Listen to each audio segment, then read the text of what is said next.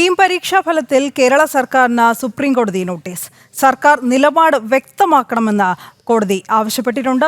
കേരളം ഹർജി നൽകുന്നുണ്ടോ എന്ന് സുപ്രീം കോടതി ആരാഞ്ഞിട്ടുമുണ്ട്.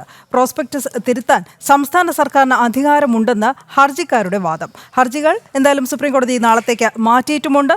നന്ദഗോപൻ നൽകും കൂടുതൽ വിവരങ്ങൾ. നന്ദൻ,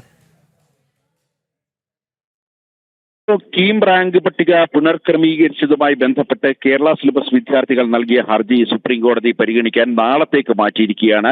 വിഷയത്തിൽ സർക്കാർ ഹർജി നൽകുന്നുണ്ടോ എന്ന് ആരാഞ്ഞ കോടതി അതനുസരിച്ച് തീരുമാനമെടുക്കാമെന്നും വ്യക്തമാക്കിയിട്ടുണ്ട്. കേരള സർക്കാർ നയത്തിലല്ല കൊണ്ടുവന്ന രീതിയിലാണ് പ്രശ്നമെന്നാണ് സുപ്രീം കോടതി ചൂണ്ടിക്കാണിച്ചിട്ടുള്ളത്. വലിയ പ്രതിസന്ധിയാണ് കേരള സിലബസിലെ വിദ്യാർത്ഥികൾ നേരിടുന്നതെന്ന് മുതിർന്ന അഭിഭാഷകൻ പ്രശാന്ത് ഭൂഷൺ എന്ന് വാദിക്കുകയുണ്ടായി. പരീക്ഷാ ഫലത്തിന് 1 മണിക്കൂർ മുമ്പ് ആണ് മാറ്റം വരുത്തിയതെന്നും ഹർജിക്കാർ അറിയിച്ചു. അതേസമയം സർക്കാരിന് നോട്ടീസ് അയക്കണമെന്ന ഹർജിക്കാരുടെ ആവശ്യം കോടതി അംഗീകരിച്ചില്ല.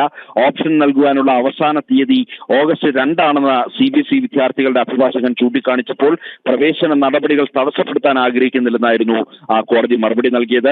പ്രവേശന കാര്യങ്ങളിലെ അനിശ്ചിതാവസ്ഥ രാജ്യത്ത് ഗുരുതര പ്രശ്നങ്ങൾ സൃഷ്ടിക്കുന്നുവെന്നും കോടതി നിരീക്ഷിച്ചിട്ടുണ്ട്. മാത്രമല്ല, ഈ പ്രോസ്പെക്ടസ് പ്രകാരം സർക്കാരിന് ഇതിൽ ഭേദഗതി വരുത്തുവാൻ നയപരമായ തീരുമാനമെടുക്കാൻ അധികാരമുണ്ടെന്നും ഈ കേരള സിലബസ് വിദ്യാർത്ഥികളുടെ വാദമുണ്ടായിരുന്നു. എന്നാൽ റാങ്ക് പട്ടിക പ്രസിദ്ധീകരിക്കുന്നതിന് കേവലം 1 മണിക്കൂർ മുമ്പ് മാത്രമാണ് ഈ പ്രോസ്പെക്ടസിൽ മാറ്റം വരുത്തിയതെന്നും ഇത് നിയമവിരുദ്ധമാണെന്നും CBSE വിദ്യാർത്ഥികൾക്ക് വേണ്ടി ഹാജരായ അഭിഭാഷകൻ ഇന്ന് ചൂണ്ടിക്കാണിക്കുകയുണ്ടായി. ഏതായാലും ഈ വിഷയത്തിൽ സംസ്ഥാന സർക്കാരിന്റെ നിലപാട് കൂടി അറിഞ്ഞ ശേഷം കേസ് വീണ്ടും നാളെ കോടതി പരിഗണിക്കും.